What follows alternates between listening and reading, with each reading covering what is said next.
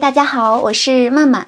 上次以何初三为主线分享了初三六一的故事和结局，今天来分享一下下六一青龙小满的故事。看完之后，或许大家就能够明白青龙为什么能够成为下六一和读者的白月光，也明白为什么下六一面对感情如此怯懦了。这次的视频也还会分为3个部分：一，10岁出狱，我要叫六一；2， 16岁情动，阿大你走你走；3， 20岁鸿沟，我是你一辈子的马仔。一，10岁出狱，我要叫六一。1975年蛟龙城寨，20出头的青年青龙有一些烦恼。青龙原名郝成清，是萧启堂龙头郝威的儿子，听起来很威风，但阿爸不让他参与帮派事务，反而让他守着几个菜摊做生意。小弟许应很为他不平，觉得这样太憋屈。最近青龙不是龙哥，要做龙爸爸了。前2天带着小弟在街上转悠的时候，听见刺耳的打骂声，进入小巷一看，是一个中年粉客正在往死里打一个小男孩，旁边还有一个小女孩撕心裂肺的哭边阻拦，却被中年男一把推到地上。青龙当时让人把他痛打了一顿，救走了2个孩子。那天正好是6月初1儿童节，青龙就带着2个孩子去吃了蛋糕。他问2个孩子叫什么，住在哪里，都没有回应，只能把他们带回家了。2个小孩太脏了，青龙想给他们洗个澡，可2个孩子却死活不让近身。小女孩不让近身就算了，小男孩也是碰都不让碰，还张口咬了他。这里不要误会青龙哦，他不是不知道男女有别，而是2个小孩长期营养不良，虽然10来岁了，但是看起来只有5、6岁。仆人烧好了热水，青龙把2个孩子送进浴室，让他们自己洗澡。小女孩突然怯生生地说：“小满，我叫小满，他叫阿浩。”小男孩突然尖叫着说：“我不叫阿浩，是他取的，他坏，我不叫这个。”小满赶紧抱住弟弟，安抚他的情绪，说：“阿浩，你要乖。”小男孩也抱住了姐姐，2个孩子像2只瘦弱的小动物一般团在一起。青龙笑着逗小男孩问：“那你想叫什么？”小男孩斩钉截铁地说：“叫蛋糕，昨天吃的那个，叫蛋糕，那个好，我叫那个。”青龙努力憋笑，心里在想，这孩子怕不是有点傻。青龙想伸手摸摸小男孩的脑袋，手刚一伸过去，小男孩立马呲起了獠牙，但是看见青龙虎口的牙印，那是他之前咬的。小男孩又有一点蔫，最后微微发抖的主动把小脑袋凑到青龙的手心里。天哪，这里真的好像小宠物啊！青龙轻轻摩挲小男孩的头皮，问他几岁了。小男孩还是在颤抖，但努力忍受他的触碰。还是小满说自己12岁了，弟弟10岁了，已经是大孩子了，男女有别就不能一起洗澡了。青龙牵着小满的手要出浴室，男孩很害怕被留下，很想抓住小满的衣角。小满小声说：“你先洗吧，我在门口等你。”男孩说：“你要站在门口一直说话。”小满说：“好。”青龙关上浴室门，刚走几步想叮嘱小男孩香皂在哪里，一推开门就愣住了。男孩已经脱掉了一半裤子，腿上一片淤红，痕迹非常深，非常隐私，已经快靠近隐秘部位了，那不是殴打会留下的痕迹。为了确认自己的猜测，青龙冲进去拉住了男孩的腿，想要看得更仔细一些。男孩撕心裂肺地尖叫起来，小满也从门外扑了进来，抓起地上的凳子就砸向青龙的后背。青龙扛住了打，终于看清了那个痕迹，那是有特殊癖好的人用硬物摩擦出来的。不仅如此，男孩的腿上还有很多擦伤以及指甲划痕。青龙想继续检查，男孩一口咬在他手臂上，这次瞬间咬出了血。青龙强忍着疼痛快速检查，确定没有撕裂的痕迹，想来是行凶者遭遇了比他现在更激烈的反抗。青龙颤抖着手放出了男孩，竭尽全力稳住声音问小满：“你身上也有吗？”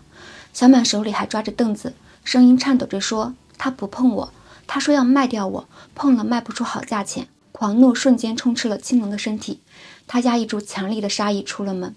20分钟后，青龙找到好兄弟许应问：“我们是不是兄弟？”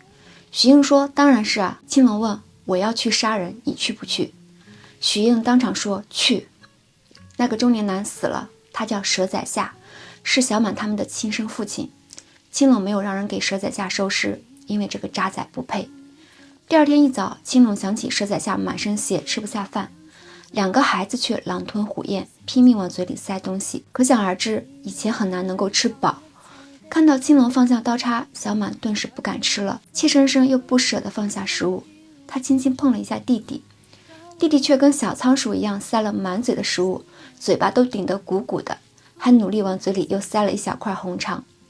看到男孩吃得那么香，青龙笑着说：“你别叫蛋糕了。”小男孩嘴巴里塞满吃的，说不了话，只能眼巴巴地看着他。青龙说：“你看，红肠也好吃吧，鸡蛋也好吃吧？”小男孩呆呆地点了点头。青龙又说：“那你总不能昨天叫蛋糕，今天叫红肠，明天叫鸡蛋吧？”小男孩期待地点头，想了想又摇了摇头。妈耶，小时候的六一哥真的好可爱，萌到爆。当然长大后又是另一种萌。青龙说：“很多人用生日做名字，你什么时候生日呢？”小男孩茫然地摇了摇头，没人知道他的生日，小满也不知道。小男孩却说：“我要叫六一，六一儿童节可以吃蛋糕，我要在六一儿童节过生日，可以吃蛋糕。”青龙摸摸小男孩的小秃头，笑着说：“傻六一，生日本来就该吃蛋糕，跟着我，你每天都可以吃蛋糕。”小六一期盼地睁大眼睛，毫不客气地说：“那我要一辈子跟着你，一辈子吃蛋糕。”小满和六一从此被青龙收养了，他们叫青龙阿大。那天晚上，青龙在母亲灵前罚跪，父亲好威用棍子狠狠地抽他的背，问他是不是杀了人。他不想让儿子插回到黑道里，青龙却说指使别人杀人和自己杀人有什么区别？断子绝孙的事你做的还少吗？2年前那笔钱到底是怎么来的？你敢不敢对我和妈说真话？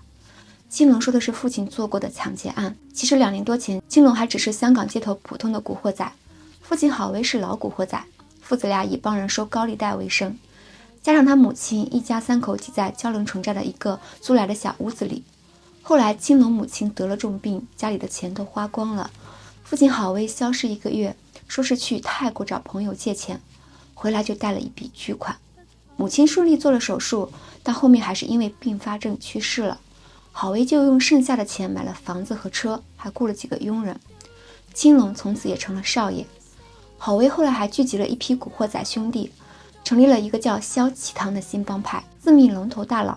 青龙也从此成为了太子爷。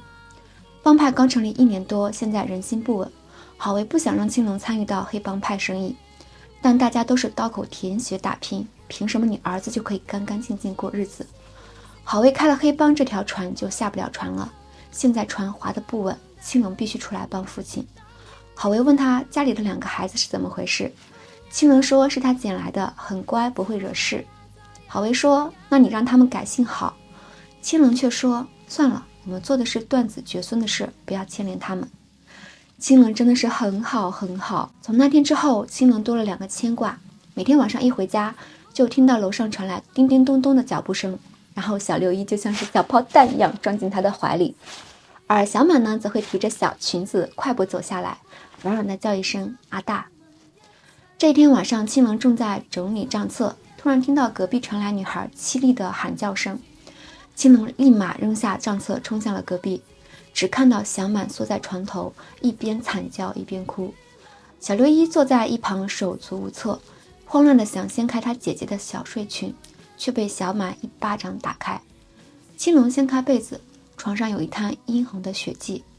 他也才20出头，没有姐妹，也没有谈过恋爱，根本不知道这是什么情况，以为是2个孩子受伤了，还是女佣给他解释清楚，说是女孩子第一次来月事了。从这一天开始，小六一就从小满的房间搬出来，跟青龙睡一个房间，也有了他后来的青春萌动。小满长大了，喜欢做厨艺，做了很多小甜品。小六一把蛋糕当饭吃，然后不出意外的悲剧了，他蛀牙了。青龙把他拎进了牙科诊所，诊断后要拔牙，看着牙医拿着钳子走近，小六一还傻傻的没有意识到危险，青龙却不动声色的后退了一步，偷偷堵住了耳朵。下一秒，小六一嗷的嚎出了声。我们六一哥怕牙医这事儿根源在这儿呢。回家的路上，小六一捂着自己肿肿的腮帮子，坐在座椅上不理青龙。青龙一边转方向盘一边哄他说：“回家要好好刷牙，蛋糕以后不能每天吃了，1个礼拜吃1次好不好？”小六一嘴巴不放心，就嘟嘟囔囔含含糊糊的回答说：“呜噜噜噜噜噜。”他在说青龙说话不算话。难为青龙能听懂他的话，说：“我什么时候说话不算话了？”小六一继续呜噜噜噜噜噜抗议不让他每天吃甜品。青龙继续解释说：“是医生不让你每天吃，又不是我。”小六一继续呜噜噜，意思是就是你。两个人就这么拌着嘴回了家。小满在家里抱着玩偶等他们，小六一炮弹一样的弹到他身上，先给他看自己肿起来的嘴，然后说呜噜噜噜噜。小满比青龙会哄弟弟，软软的说：“拔了2颗牙哦，给我看看。”小六一继续呜噜，大概意思就是好疼。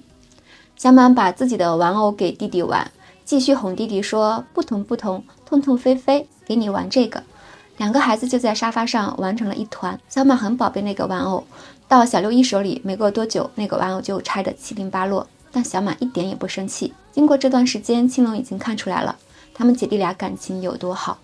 姐姐有任何好东西，好吃的好玩的都无条件的让给弟弟，不管自己有多喜欢。而弟弟是个护姐狂魔，除了青龙和家里的女佣，任何人靠近他姐姐，他都会挡在前面，龇出小獠牙。他们永远是彼此的第一位，所以六一后来才会把青龙让给小满。所以小满后面知道青龙对六一有别样心思时，才会捅伤青龙，因为在他眼里那是在保护六一。看着这样的姐弟俩，青龙羡慕的同时又有一些欣慰。他虽然没有亲生的兄弟姐妹，但他有阿印啊，他和阿印一起长大，虽然性格南辕北辙，但感情很好。可他不知道的是，没过多久，阿印也就是许应就逼他做出了他不想做的事。青龙年纪轻轻却不好女色，兄弟们背后议论他是不是喜欢男人，是个兔儿爷。许应把议论的人一一都打了，然后把青龙骗进了声色场所，两人大吵了一架。之前有个黑帮大佬喜欢男人，后来被人砍死在情人的床上，两个人尸体被拖出来游街，所有人都看不起他，连马仔都不承认那是自己大佬。许应害怕青龙也会这样，他把青龙推到墙上，硬扣住他手臂，狠狠地说：“20几岁男人谁没一点正常需求？我不管你因为什么原因像个良家闺女一样守身如玉，你哪怕装模作样总要泡泡腰子。你是太子，未来的龙头大佬，你在江湖上的名声不能出一点差错。”青龙最后妥协了，当晚走进了一个女人的房间。那一次过后，青龙把自己关在浴室里洗了一夜澡，不愿意出来。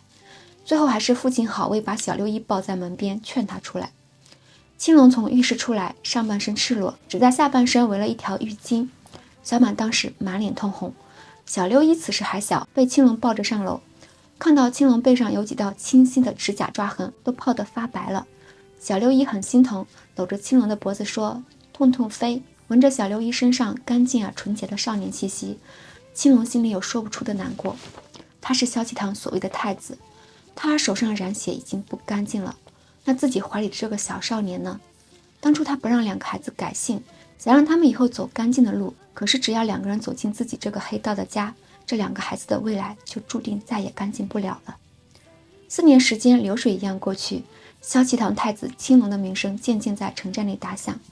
他有着与他年龄不符的老成稳重，对前辈恭敬，对小辈谦和，不动妇孺，不欺老弱，但杀伐果断，且有仇必报。道上人都说他与他父亲郝威如出一辙。郝威讲仁义，在道上出名的3不做：拐卖妇女不做，贩卖白面不做，杀人不做。但他又比他父亲更懂变通，手更狠，起码他敢杀人，并且善于杀人。小满和六一也长大了，小满出落得亭亭玉立，清雅动人，是个漂亮的小姑娘了。六一也蹿高了个子，是个雏菊模样的小靓仔了。随着2个孩子长大，这个家里也开始热闹，或者说是鸡飞狗跳起来。可是1979年除夕，一切发生了变化。16岁行动，阿大，你走，你走。青龙父亲郝威被人暗害，幕后谋害人还派人摸到青龙家里，想要斩草除根。青龙把六一和小满关进房间，自己在外面和人缠斗。小满和六一不放心，想要帮忙，一个拿着一把大剪刀，一个掰下了一根床头柱，门却被撞开了。许应一身是血的堵在房门口，走廊里全是尸体。许应一手一个将小满和六一拽了出来，4个人且战且逃。青龙在最前方开路，许应拉着小满跑在后面，小满的另一只手拉着六一，2个青年带着2个半大的孩子正在拼死逃命。又有危险袭来，徐应一把扑上去推开青龙，自己却被一柄长刀刺穿身体。即使这样，徐应还是恶狠狠地瞪着眼睛，死死抓住刀刃，把手里的匕首插进对方的胸口。对方的人越来越多，青龙和徐应被围在中间。六一捡起一块砖头想要加入战斗，但他年纪小，几下就被人踹翻在地。小满被这场殊死搏斗刺激到了，又是血腥黑暗的记忆再次袭来，他不停地惊恐尖叫：不要打他，你打死阿妈了！不要打阿浩，阿浩还小，你不要打他，你打我！六一硬生生地拽起已经陷入疯狂的姐姐，跟着青龙往前跑。徐应替青龙挡了一刀重伤，血止不住的流，跑得最慢。追击的人越来越多，青龙让徐应他们快走，徐应却嘶喊：是兄弟一起走，你忘了我们发的誓了吗？不求同日生，但求同日死。然后加入战斗。六一跪在地上，双手捂住小满的耳朵，把小满紧紧地护住自己的怀里。看到徐应和青龙并肩作战，用简陋的武器对战比他们多10倍的人，六一心里满是内疚和悲痛。青龙救他、助他、养大他，而他只是一个碍事而累赘的小兔崽子。他无力保护青龙，甚至没有能力像徐应那样站在青龙身旁。这场斗争止于萧启堂长老的及时赶到，他们获救了。而夏六一心里却有了一个执念，他要变强，他不要做累赘。这一晚之后，25岁的青龙被推上位，成为萧启堂新的龙头。在长老们的建议下，他认了泰国的基弥勒做叔父，打破以前自己的规矩，开始做白面生意。第2年，六一15岁了，正式拜青龙为师，磕头入帮。青龙本来不愿意让他进入帮会的，可六一却说：你不让我拜你，那我就去拜应哥，反正我就是要入帮，反正我就是要帮你。青龙只能同意。他给六一请了城寨内最好的武打师傅，自己闲暇时也亲自教导。当初的家因为死人太多成了凶房，他们现在租住在一个小楼里，房间不够用，六一还是和青龙住一个屋子。1年来，六一每天在演武场嘿嘿哈嘿，回来一身臭汗，倒头就睡，每每被青龙拎起来赶去洗澡。可就在六一16岁的一天，早上刚刚6点，浴室里就传来了哗啦的水声。六一居然裹着浴巾在洗内裤。看到青龙出现，六一吓得脸色惨白，几乎是连推带打的把青龙赶出了厕所，连阿大都忘叫了，嘴里一直说着你走你走，吓六一梦遗了。青龙觉得六一的反应有点夸张，可是六一后面好几天都不理他，不仅不靠近他，也不靠近任何人，而且也不在青龙屋里睡了，夜里偷偷抱着被子去挤沙发，早上又偷偷回来装睡。看到六一这样，青龙隐隐有些担忧，自己少年时期也有过一段反常时间，这小子不会是……青龙不敢往深里想了，而是采取了旧式家长对待此类问题的常见态度。他让许应带六一去声色场所见识见识，可六一刚进房间就吐了。许应边玩匕首边说：这小子该不会是喜欢男人吧？小兔崽子赶走邪路子，老子剁了他。这次事之后，青龙最后一狠心买了一栋豪华的海边别墅，这样六一也能有自己独立的房间了。小马很开心，兴奋地拉着青龙跑来跑去，六一却自己闷在房间里不出来。为了让六一高兴，青龙送了他一辆崭新又酷炫的摩托车。六一终于笑了，骑着摩托车在院子里试了好几圈，还开车吓许应。许应在后面追着骂：大爷的臭小子，这还是我陪你阿大去买的。这时候他们4个人还是那么的美好，只是后来为什么会是那样的结局呢？有了新摩托，六一天天往赛车场跑，还认识了一个姑娘，只是那个姑娘很疯，性格比小子还小子。那个姑娘叫崔东东。青龙大哥的身份操着老父亲的心，他调查了崔东东，发现这姑娘身世不清白，为人也不地道，怕六一吃亏，青龙找六一谈心，六一却很维护崔东东。青龙还想劝，六一却低着头说：你放心吧，我不会跟他拍拖，我没有喜欢他，不是那种喜欢，所以你想让我做的事我都会做，你不想让我做的我都不会做。说着说着，一滴水滴在了地上，六一哭了。青龙托起六一的下巴，少年眼睛微红，湿漉漉的。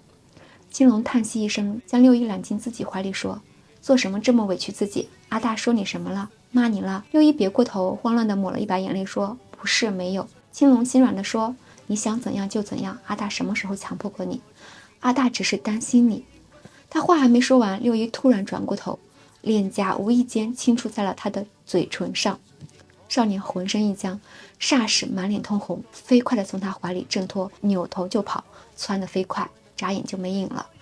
青龙尴尬地留在原地，嘴唇上还留着刚才清新的触感。他刚才看清了少年羞涩而不自知的神情，同样的神色，他在小满脸上也时常见得。他不是傻子，原来六一他……这一天之后，青龙一直想找六一再谈谈，但六一仿佛丛林中的小兽一般，凭直觉觉察到了危险，一见他就跟见了鬼似的窜得飞快。事情就这么一直拖着。小满18岁了，爱唱歌爱跳舞。青龙给一个文娱公司的老总塞了钱，想帮小满出一张照片。唱片很快上了市，但文娱公司太小，制作欠佳，宣传也没有跟上，销量十分惨淡。但这张唱片却引起了轩然大波。知道小满是青龙大佬的妹妹，敌对帮派公然将宣传海报贴在自家风月场所门口招揽生意。小满知道后哭了一场，从此再也不唱歌了，把自己关在房间里不出来。小满心里爱慕青龙，可海报被贴的事被青龙看到了，小满觉得没脸见青龙。最后还是六一翻进房间，在屋里哄了姐姐很久，然后用外套挡住姐姐的脸，牵她出房间，带她出去散散心。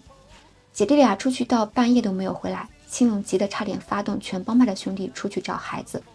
最后是崔东东来报消息，他骑着一辆摩托车在外面大声嚷嚷：“喂，青龙大佬，快出来，你弟弟摔断腿了。”崔东东说六一带小满去赛车场了，赛车场有个赛车手借海报的事侮辱小满，六一跟对方赌气赛车，对方傻不拉几差点撞上了大货车，被六一跳车给救了。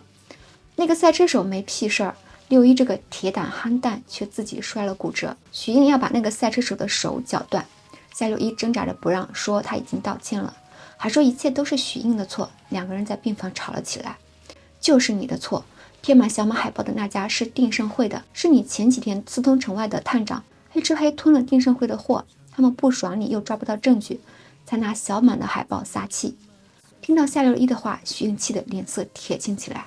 黑吃黑是道上为人不齿的重罪，他阴损的目光瞪向夏六一，以为是那个赛车手胡编的，要动手灭了赛车手，是青龙阻止了，把许英赶出病房。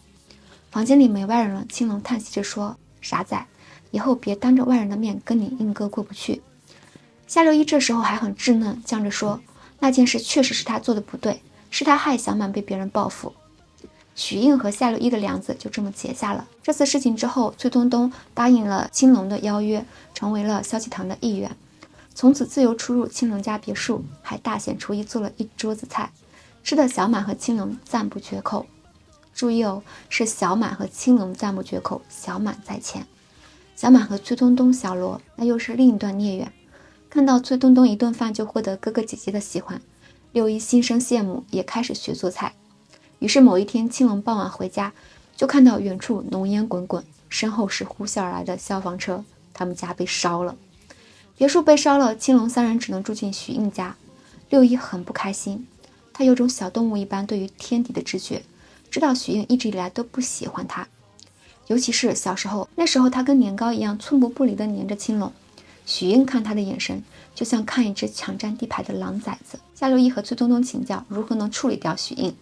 崔东东一边唾弃他的智障，一边与他分析利害关系，说萧启堂里长老众多，派系复杂，青龙年纪轻轻出任堂主，少不了受长老们的节制与操控。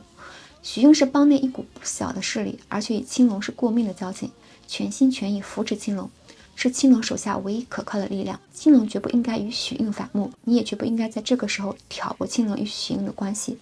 你这个臭小子，嘴不会说，脑不够用，一天到晚除了惹祸，什么正事都不会做，比许应差远了。许应要欺负你，你就忍气吞声吧，谁让他能帮到青龙呢？你能帮到你宝贝阿大神吗？这次请教之后，夏六一开始让崔东东教他算账，又带着12分的恭敬去跟许应道歉，请他原谅自己年幼不懂事，两人算是和解。从此许应让他往东，他绝不往西。许应总是借机欺负他，夏六一也全盘接下，不还嘴不还手。2年的时间，从16岁到18岁，夏六一飞速的成长，为人处事规规矩矩，出门在外从不惹是生非，甚至还有了自己的一帮小弟，渐渐有了小大佬之风。而和夏六一形成对比的是，许应越来越嚣张，对内他独断专行，排除异己，生活上奢靡无度，任性妄为，对外他心狠手辣，赶尽杀绝，甚至暗地里又做起了黑吃黑的勾当，明里暗里为萧启堂树敌不少。青龙认为许应做事太过阴毒，许应却觉得青龙太过优柔寡断，两人观念更加不合，他们大吵了一架。许应咄咄逼人地逼近青龙说：“我为你杀人，为你卖货，为你把这个几十人的帮派发展到现在200多个弟兄。我每天脑袋系在裤腰带上出去为你做事，好让你这个大佬当得安安分分，当得风风光光。你说我为了自己？”这一切都被夏六一看在眼里，他把一柄刀藏在身后，手心里出了一层薄汗，刀已经悄悄出了鞘。许应走后，夏六一走到青龙的面前说：“阿大，你让我帮你做事吧，我满18岁了，我能比应哥做得好，让我帮你吧。”青龙还没想好要不要夏六一帮自己做事，晚上他自己就出事了。当晚夏六一在练完功后回家，却不见青龙。夏六一练功学习很用功，他想快点长大，想赶快变得更加有力气，更聪明，想早一点站在青龙身边。青龙很晚不回来，夏六一心里不安，背着一对双刀偷偷出门找，却听到附近隐约有诡异的厮杀声，顺风而来的还有一些杂乱的声音：“杀了，别让跑了，谁？青龙有赏。”原来是许应杀了别家帮派的大佬，太过心狠手辣。对方也有忠勇的兄弟，集结了70多个人，要杀许应报仇。不想没找到许应，却好死不死撞到了出来开会的青龙。这下好了，你杀了我大佬，我就杀了你大佬。几十号人二话不说，拔刀就砍，将青龙堵进了一条小巷。青龙带的5个保镖当场倒下3个，剩下的2个护着青龙，且战且退，还是被堵进了一条死巷。深更半夜，叫天天不应，叫地地不灵。就在绝境中时，一阵刺耳的机车轰鸣声传来，同时传来的还有一声声惨叫。对方的小弟们大喊：“萧启堂的人来了，去后面帮忙！是不是来了好多人？是不是要撤？不要走，杀青龙要紧！”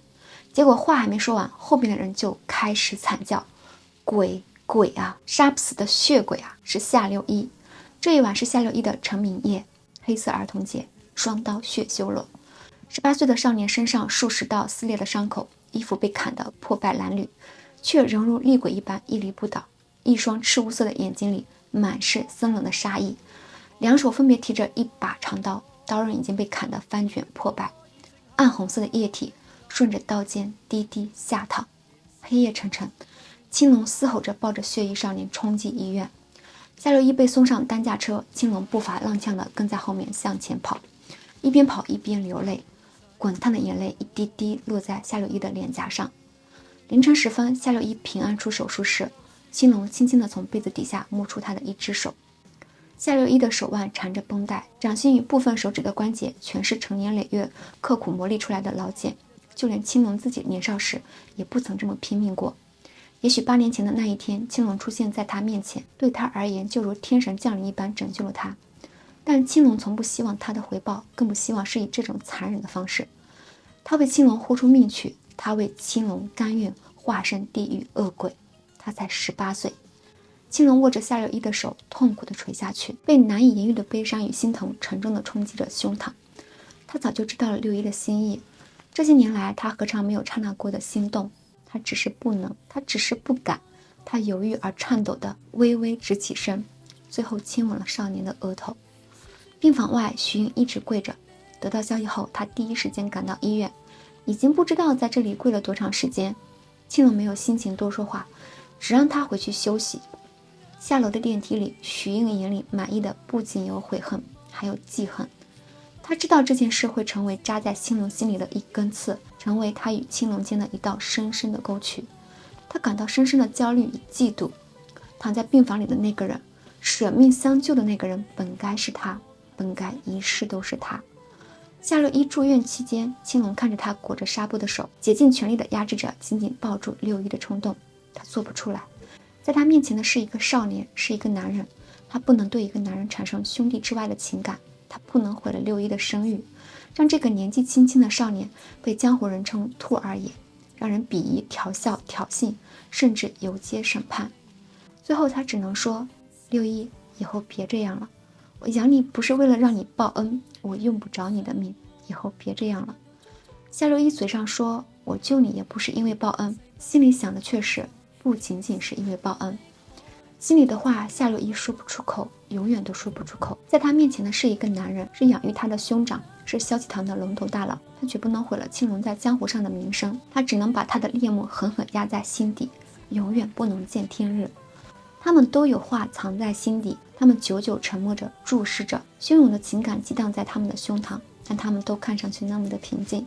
近在咫尺的一只手与另一只手毫无触及的可能，如果他们中间有人能够轻轻地挪动手指，会不会就能跨越那道鸿沟？可是命运转折来得太快，不给他们攒够勇气的时机。20岁鸿沟，我是你一辈子的马仔。蛟龙城寨是三不管地带，这一次群战一共伤了70余人，但没有探长来探查。可事情总要有一个了断。3天后，青龙参加了一个各方大佬一起的所谓江湖大会。会上，青龙做了最后处理，许应出钱妥善安置死者的丧葬以及安家费。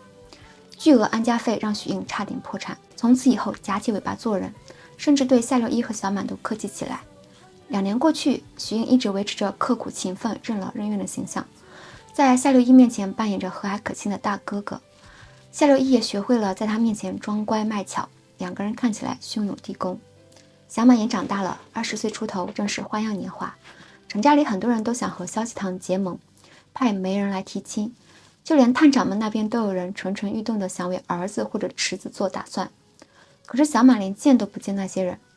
夏六一问他：姐，你是不是不想结婚啊？小满也柔柔地问：那你呢？你想结吗？夏六一说：我不结婚，我一辈子守着你，守着阿大。小满也说：我也一辈子守着你，守着阿大。夏六一想歪了，忐忑地问：你不会是像东东那样？你喜欢东东吗？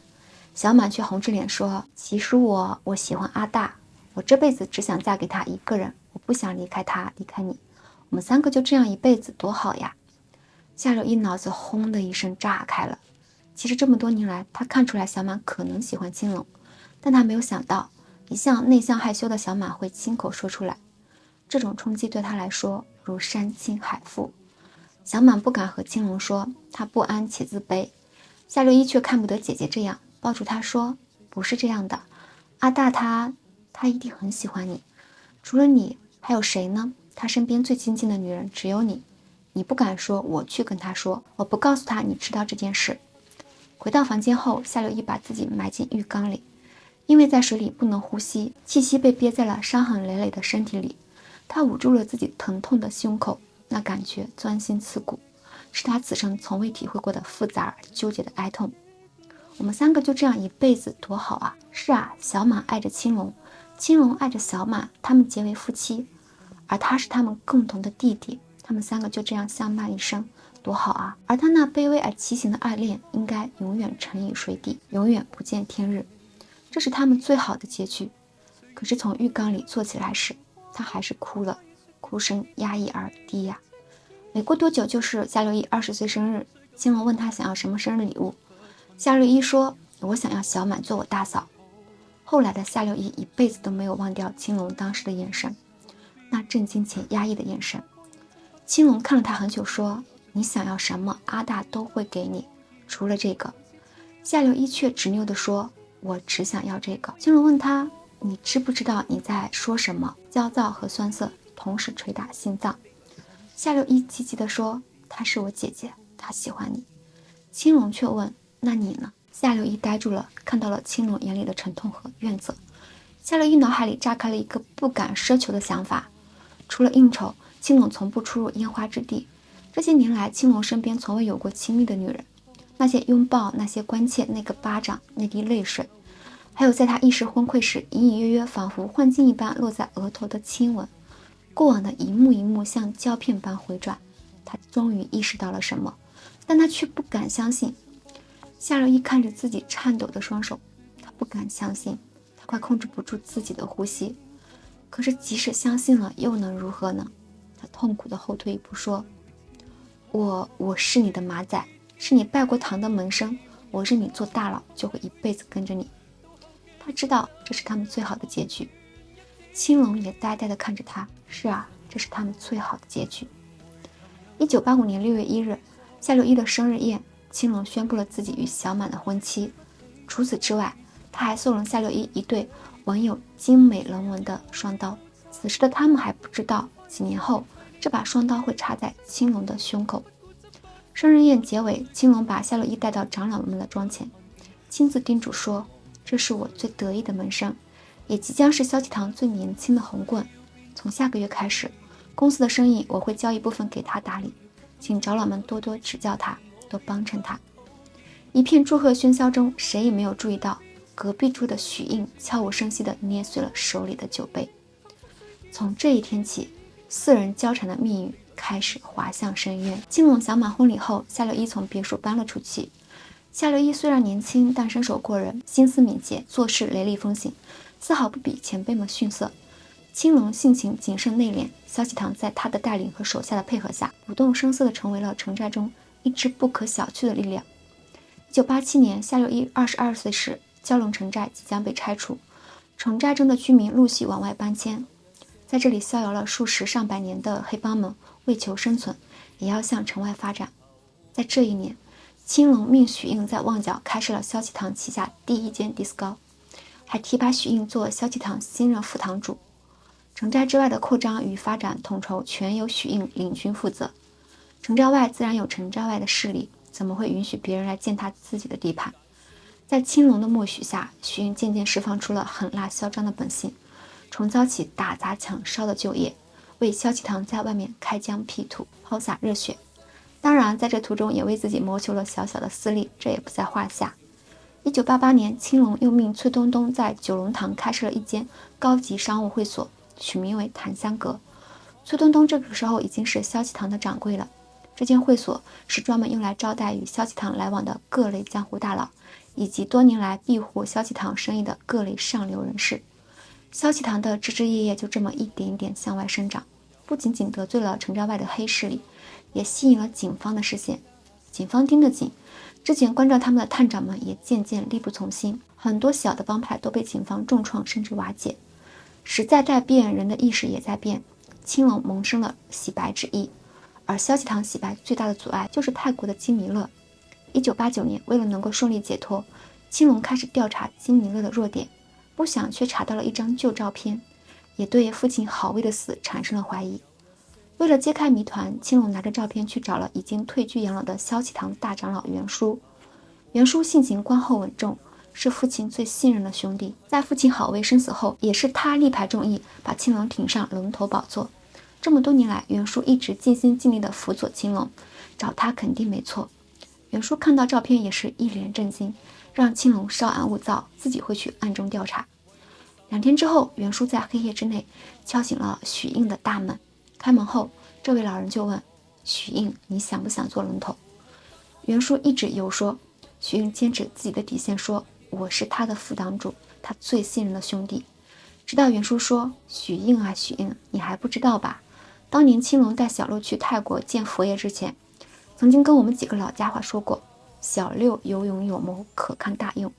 许应心机太深，不可全信。这几年来，他一直防着你呢，不然为什么明明你是副堂主，但他每次去见佛爷却只带小六呢？”许应握紧了腰间的匕首，手臂上青筋暴起。看到许应难看的神色，袁叔最后补上一刀，说：“青龙喜欢男人，他娶了跟小六长相相似的夏小满，为了什么？你还凭什么比得过那小子？你还有出头之日吗？”深夜里，半山腰上，许应一刀一刀划破自己的车。那辆车当初青龙许诺买来送给他，后来因为他犯了错，车就没送成。但许应自己买了他那辆车，他开了这辆旧车8年没舍得换，今晚却搬起一块大石头，把车砸得面目全非。是我的，我得不到的，谁也别想得到。许应的狂怒咆哮在深夜的半山腰间。1989年7月，小满因为被偷换抑郁药导致精神崩溃，在争执中，小满捅伤了青龙，自己也从别墅楼顶跳下。青龙失血过多昏迷，被送往医院。最先赶到医院的是提着青龙双刀的许应。病房里很黑，青龙苏醒过来后，只能借着月光模糊看到一个人影和他手中的双刀。青龙此时还不知道小满已经跳楼身亡，耳边一直回荡着小满绝望而痛苦的哭声。一个深爱了他10年的女人，不明白为什么丈夫总是只给自己关爱，却给不了真正的爱。到头来发现，他原来深深地爱着他的亲弟弟，而他并不知道自己的弟弟怀有同样的情谊。他只能将这视作变态的、畸形的，如同他的亲生父亲对他弟弟一般的猥亵与伤害。她难以相信自己的丈夫竟然怀有这般下流的念头，她绝望而崩溃。也许她伤害自己丈夫，只是为了保护自己那可怜的弟弟。在小满那里，夏六伊仍是他的第一位。青龙不怪小满捅自己一刀，他还想着能够好好跟他道歉。青龙也很愧对六一，他的软弱令当年的他答应了六一幼稚而懦弱的请求，是他的愚昧令他相信这是他们三人最好的结局，是他放弃了自己真正的感情，也背叛了自己结婚之时在牧师面前许下的誓言，是他没有照顾好小满。青龙以为站在床边的是夏六一，躺在床上虚弱的道歉：小六，是我的错，你不要自责。你提着刀是来杀我的吗？我应该好好照顾小满，我应该爱他，可是我做不到。这么多年了，我已经很努力了，可是做不到。我在想，我是不是错了？我那时候不应该答应你娶她。月光中，小六一直静默地低头看着他，月光洒在刀刃上，映出惨白的反光。青龙抬手颤巍巍地摸向那冰凉的刀刃，压抑多年的痛苦与求而不得，像一块毒疮一样日渐腐蚀他的心脏。他终于鼓起勇气坦白：小六，我喜欢的是你，很多年以前就喜欢上你了。话还没说完就被打断。是吗？我真傻，我刚刚进来时还在想，这不是你的错，是那小子哄骗了你，他们姐弟俩就是两只小狐狸精，把你骗得团团转。我还在想，要不然我偷偷把你带出医院吧，弄具死尸躺在这里烧上一烧，谁也认不出来，然后我们就可以每天都待在一起了，一起吃饭，一起玩，一起上街劈人，一起被人劈，就像20年前那样。那样的话，说不定过上一阵子，你就把那两只小狐狸精给忘了，你就可以变回从前的青龙。原来都是我痴心妄想。青龙认出了那个声音，想要说什么，但还没有说出口，青龙刀就劈开了冰冷的空气，在血光一般的月色中划入他的胸膛。在刀刃的反光中，他看到许英的脸，脸上是扭曲的怨毒、记恨、失望、疯狂。青龙竭尽全力想说什么，另一把青龙刀缓缓锯入他的肚腹，鲜血从嘴角溢出，青龙死不瞑目。而夏六一得到消息后，在那个分岔路口选择了小满。等他赶到别墅时，只看到蒙着白布的小满；等他赶到医院时，青龙已经死去多时。一夜之间，2个小时之内，夏六一一生中最重要的2个人通通死在他面前。从此替他们报仇就成了他活下去的盼头和执念。调出许英那一天，夏六一用一把短刀刺入许英的胸膛，把他牢牢钉在地上。2人眼里都是带着极端的恨意，眼神在空气中交刃而过。短刀在身体里绞痛，许英心里除了有滔天恨意，还夹杂着酸涩悲哀。他想起青龙临死前的眼神，震惊的、痛苦的、难以置信的。因为青龙从来没有想过会死在他的刀下，青龙没有想过他的怨恨与恶毒。所以青龙真的说过那句话吗？那句许英心机太深，不可全信。或许只是袁术编出来的谎言吧，为的就是离间他和青龙。或许青龙从始至终都深深的信任自己呢，就算喜欢着六一，对自己也还留着一份超越旁人的情谊吧。或许青龙最后没说出口的那句话是对自己说的，他想说什么呢？自己永远都听不到了。想到这里，许英附在夏六一的耳边恶狠狠地说：我要你永远都不知道青龙是怎么死的。说完猛地向前一撞，把夏六一手里的刀刃狠狠地撞入自己的体内，一口血喷出满天红雾，带着悔恨与不堪。许英终于咽了气，临死前的最后一瞬，许英仿佛看到了青龙奔跑的身影。那一晚青龙父亲被害，他孤身一人闯进青龙家救人，他为救青龙受伤，青龙背着他拼命地跑，风声、心跳声、青龙的喘息声，那一晚是青龙最心疼他的一晚。如果那一晚他就死了，该多好！死在青龙最最喜欢、最最心疼他的那一天。夏小满死了，从楼顶纵身一跃；青龙死了，半睁半合的眼，死不瞑目；许英死了，当年约定同日生同日死，是他食言晚到了。当年命运交缠，4个人沉入深渊，现在3人惨死，只有夏六一重回了人间。